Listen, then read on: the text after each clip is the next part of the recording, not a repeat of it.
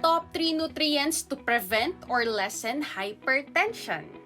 According to statistics, sa bawat 3 adult, isa po dito ay may high blood pressure. At ang iba pa nga po sa kanila, hindi nila alam na mataas na pala ang kanilang blood pressure.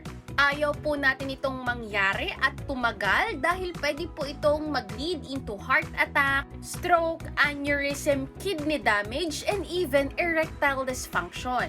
Kaya naman, here are top 3 nutrients na kailangan ng ating katawan. Number 1, potassium. Ito po ay isang klase ng mineral na kasabay ng sodium na nagtatrabaho sa ating katawan. At kailangan po ng tamang balanse ng dalawang mineral na ito. Dahil kung hindi, pwede po itong mag-lead into hypertension. Kaya babawasan po natin ang maaalat na pagkain at processed foods at dadagdagan naman po natin yung matataas sa potassium.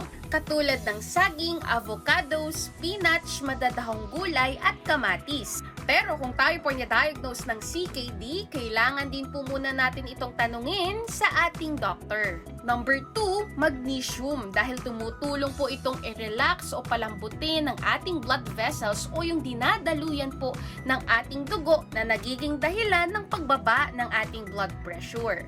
Ang mga pagkain na matataas sa magnesium ay madadahong gulay, talbos, kangkong, pechay, malunggay, healthy nuts, avocados, dark chocolate, and certain kinds of fishes. And number 3, antioxidants like glutathione. Dahil tumutulong po itong tanggalin ng mga free radicals na nagiging dahilan ng pagkasira ng ating selula. So kung merong protection ng mga selula, therefore, hindi rin ganun kabilis tataas ang ating blood pressure. Natin ito sa broccoli, cauliflower, cabbage, and even garlic and onions. We can also use Lifeway Phototherapy YH Glutathione.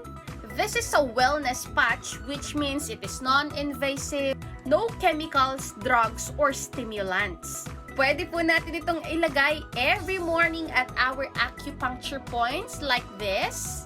At pwedeng gamitin for up to 12 hours. Make sure lang na we are well hydrated while using the patch. Prevention is always better than cure. Stay healthy po!